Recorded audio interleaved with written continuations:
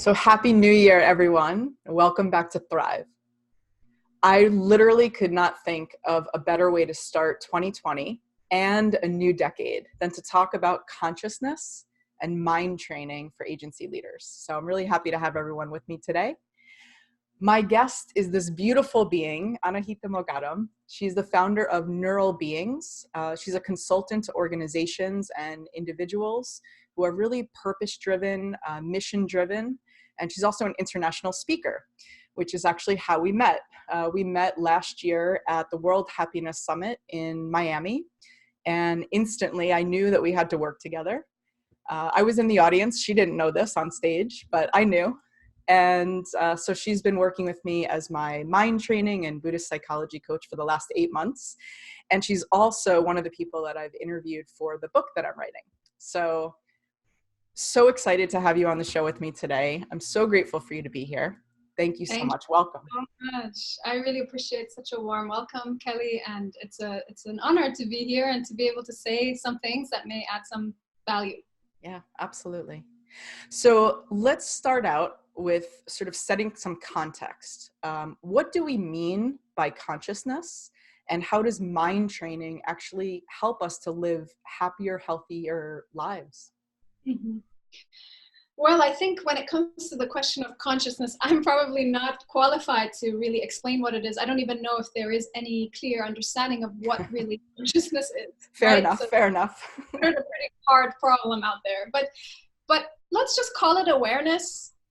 Let's call it maybe even like deeper mind, right? So let's like borrow back the term deep mind from the world of AI and robotics and computing and so forth, and just refer to that deeper mind, which is synonymous for awareness, for knowing, that a lot of the contemplative traditions are pointing us towards, right? So with the practice of introspection and gradually sort of calming the mind, we may start to access states of awareness or states of mind, perhaps, that have the potential of revealing, let's say, the true nature of reality, right? So once you achieve that deep level of consciousness or awareness, you start to see things in a more, let's say, clear manner, less distorted by your own filters, and perhaps more congruent with the way that things really are. And coming back to your question about how does mind training actually create a better life? Well, I think it's pretty simple. So let's just go back up to a more surface level understanding of the mind, which is what our current scientific definition is of mind. So mind being sort of the cognitive processes that in, let's say, reductionist scientific terms, is considered a byproduct of the electrochemical processes that happen in the brain, right? Let's just say mind is that. Mind is like all the thinking, and that is produced by the brain, which I don't agree with that definition, but let's just hold that for a moment. Okay. Then, if that's the case, most of us are subject to a lot of negativity, a lot of habitual thinking that actually doesn't make us really happy. In fact, it keeps us in these kind of ongoing inner dialogues that just make us more and more connected loops, disconnected from ourselves, and let alone from other people. And so I think that the more we can have an understanding of the mechanics of mind and how mind works, and mind is not separate from feelings and emotions. So the whole thing, the whole system, the more we can have an understanding of how it all works for oneself, for ourselves individually, the more we can perhaps begin to change it. And when we can change it into something that is a bit more conducive to our well-being and our happiness, maybe even to our professional lives. Right? Yeah, absolutely. And I know that, as I said at the beginning of the show, you work with leaders of organizations, you work with individual leaders. We all know the responsibilities that come with leadership, right? But what does the responsibility to lead oneself really entail? I would say it begins with humility. I work with leaders, and I think that, with all love and respect, to become a leader, a lot of the time, a pretty well-defined ego is required. A lot of people become leaders because of, motivations that they may not even be conscious of or aware of. So when you're working with a leader, the first thing to do is to just really make them aware of their ego. And by ego, I'm referring to their sense of self. And maybe, you know, in some cases when you're dealing with people in leadership positions, the sense of self is really calcified because it's constantly been reified by their environment, by the people that work for them, by themselves, by how they see themselves in their positions. So to start to slowly decalcify the sense of self or this ego is a whole art form in and of itself, which requires willingness on the part of the leader, humility to be able to actually say, maybe there is more to me or less to me than what I think there is. And then, of course, the massive discipline, resolve, and resilience that is required to actually change, to really change. Yeah.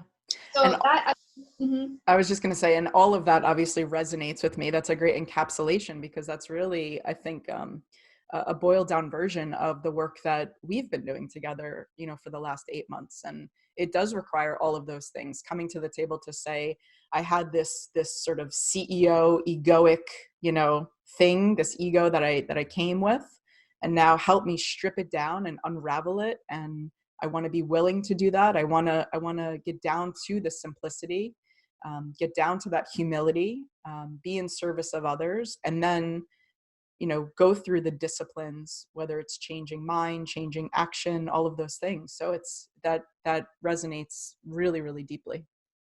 Exactly as you say. And I think that the more you are able to do that, the more, let's say, the weight, the baggage, the armor, the identification is removed. So what happens naturally is there's a sense of lightness and a sense of ease and flexibility that comes sort of as a byproduct of this work. With that, inevitably, you're going to be more pleasant to be around. When you're more pleasant, I hope so. Ample, yes, of course. There's ample, you know, research that's been done on how, you know, happy individuals are more likely to have better relationships. When a leader is more, let's say, calm and kind and generous and friendly, they're going to invoke a deeper sense of trust and reliability and loyalty from their employees. They're going to be much more motivated to work for a leader that's kind versus a leader who is perhaps not as, you know, is a bit more rigid and is a little bit more unnecessarily firm or closed off or lacking empathy. So you're just going to benefit from it in every way. Yeah. And I think also I would add to that, or build on that, with the aspect of vulnerability. You know, I know I've talked about Brene Brown on this show before, but I think that aspect of vulnerability sort of builds nicely on everything that you just said, because the more vulnerable we are, the less rigid, the less closed off, the more I can say, you know what, I need help from my team to help lead this organization.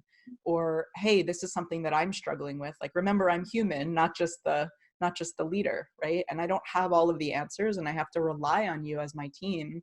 That's why I built this team of people who are really talented, and some of them smarter than me. And, you know, you have to just let that go. And really, again, that goes into the trust that you're talking about.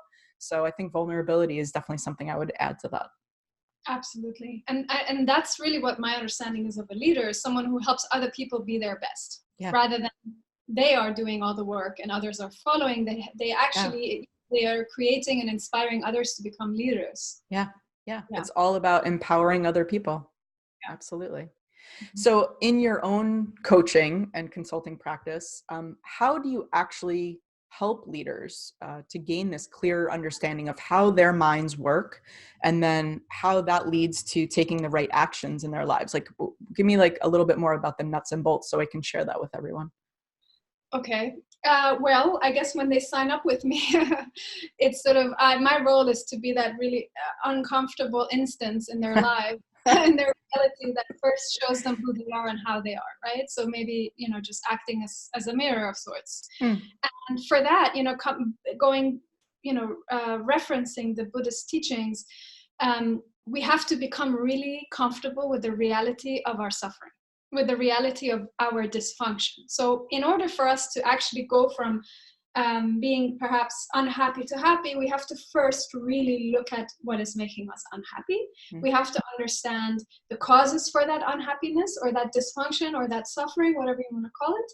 By understanding the causes, we can then slowly begin to tweak them and change them, right? Because everything is subject to change. So that's beautiful. Nothing is fixed in any sense. Right. So we can begin to work at it. So it begins, the process, the work that I do begins with really kind of shedding a realistic light on the condition and the circumstances and the inner reality of a person. And not everybody wants to do that. Not everyone wants to be. Why not? That sounds like so much fun. Yeah, exactly. Not everyone wants to do that. It's an uncomfortable process. Not many people want to look at themselves in that light, in that unfavorable light, perhaps. Right. But once we begin to do that, we start to then create a sort of a map of where we want to go. Most of us want to be happy. I think if probably all of us want to be happy. Nobody wants to be unhappy. Nobody wants to suffer. So we all agree that we want to be happy. But then we can get further into the definition of what happiness is for each person. Happiness would be, achieving a certain level of success work-wise, achieving a certain, reality in regards to interpersonal relationships, romantic or love relationships, whatever, health. So we define what that sort of goal is.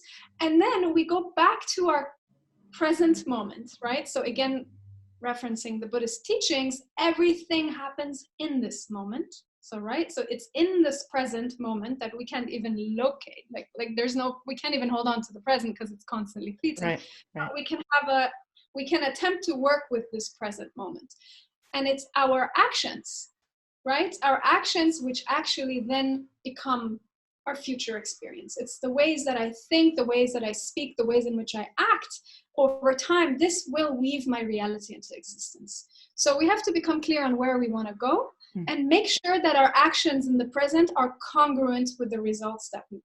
Most of us want a certain reality in the future, but our actions are so incongruent with that reality that we're striving towards, and we keep falling into this hole of dissatisfaction and unhappiness.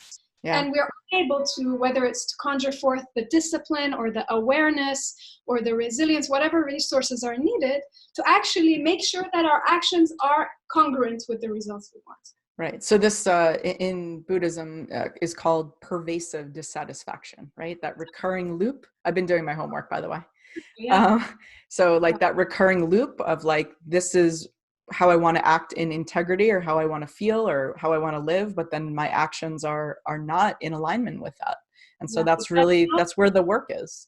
Absolutely. But the sad thing is that my actions are not in alignment with that, and I'm not even aware of it. So what happens is I'm constantly feeling this like underlying nagging feeling of things being off. It's almost like no matter what, there's always something that's not right, whether it's my own experience of myself subjectively or my world or my work or my relationships.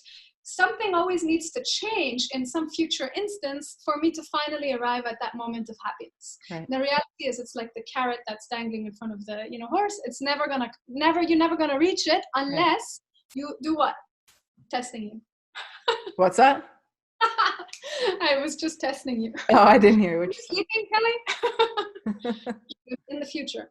Okay, no, sorry, I put you on the spot on your own podcast. That's okay. Hey, it's all about vulnerability, right? Okay, fine. Yeah. So, unless now I forgot my own what I was saying. It's okay. It's okay.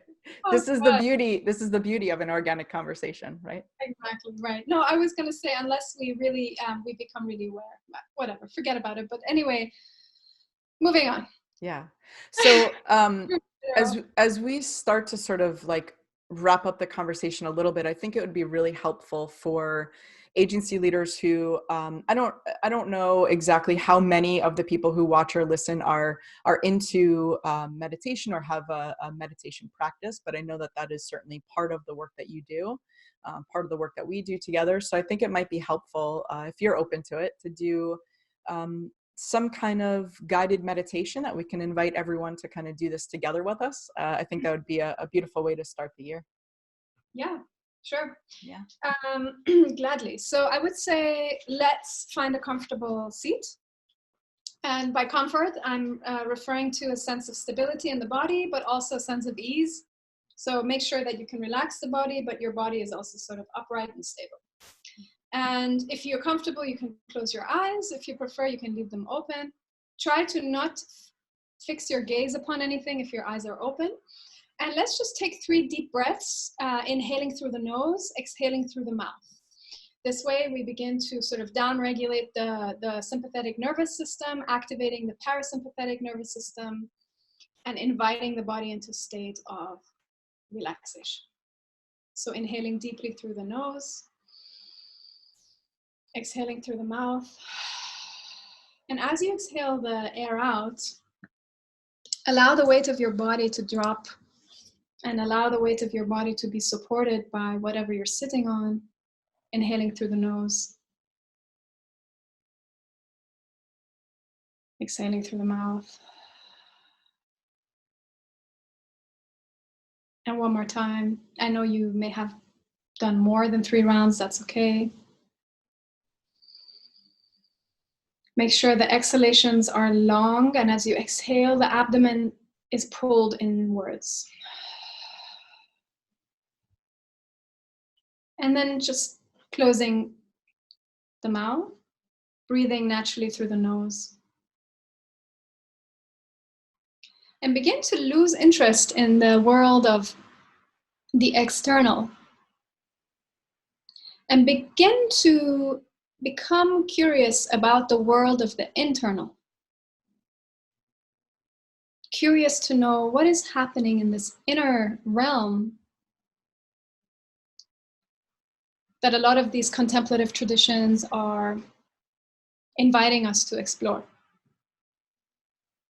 What is my feeling in this moment? How am I feeling? And see if you can refrain from grabbing onto language and labels and just allow yourself to feel what you're feeling. And trying to refrain from judging the feelings as good or bad or wrong or right, just feeling.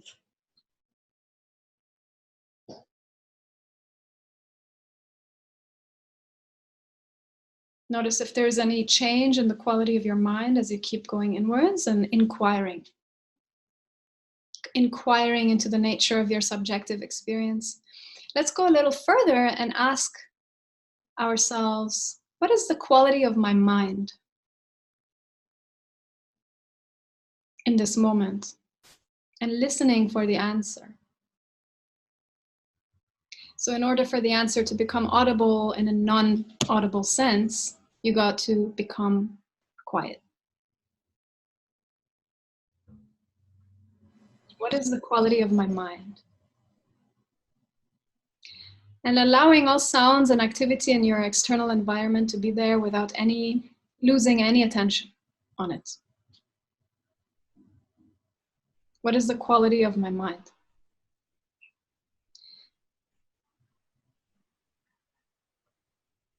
And it's almost like a tuning in or a sensing or a listening quality that is required. And just this mere act of listening or tuning or sensing into is enough to calm the mind as an entry point into meditation. And just take a moment to let that go and just rest. Allow your mind to rest in its natural sort of state. If it wants to run around, if it wants to go into the future, into the past, just let it. But see if you can watch how your mind behaves right now when you let it go. It's like a wild horse that you just let go and it starts doing what it does. And you just observe it.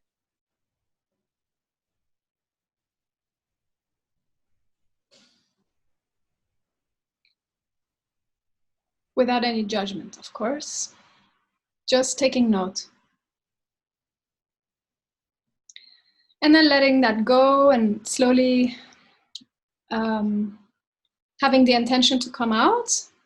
Take a moment to acknowledge the fact that you did a meditation for a few minutes. So give yourself that credit. I just meditated.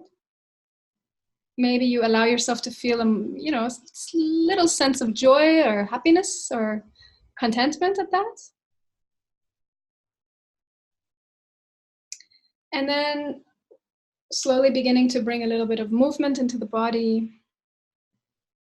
And whenever you're ready, you can open your eyes.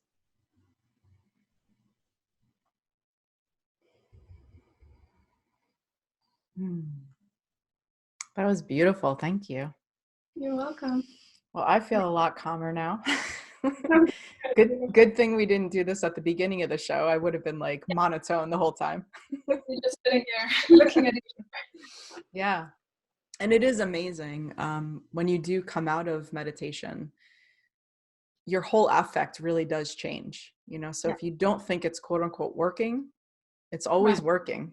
Beautiful, exactly. It's always working. Yeah, I heard Sharon Salzberg say that the other day, actually. Yeah? Yeah, is it a quote by her? No, I just said it. Oh, it's fantastic. Yes, when you think it's not working, it's actually working. Oh, that's funny. Yeah, maybe I'm channeling my inner Sharon. You are. Well, Anahita, thank you so much for joining me today. Thank you for guiding us through that meditation. Thank you for everything that you're doing in the world. And really, really grateful for you to be here. Thank you so much for having me, Kelly. And thank you to everyone who's been listening. And I hope you're happier, tiny bit, maybe. This episode has been brought to you by Workamajig, the #1 creative agency management software. Show notes at thrive.workamajig.com. Find out how your creative agency can become more productive and more profitable. Schedule your demo at thrive.workamajig.com.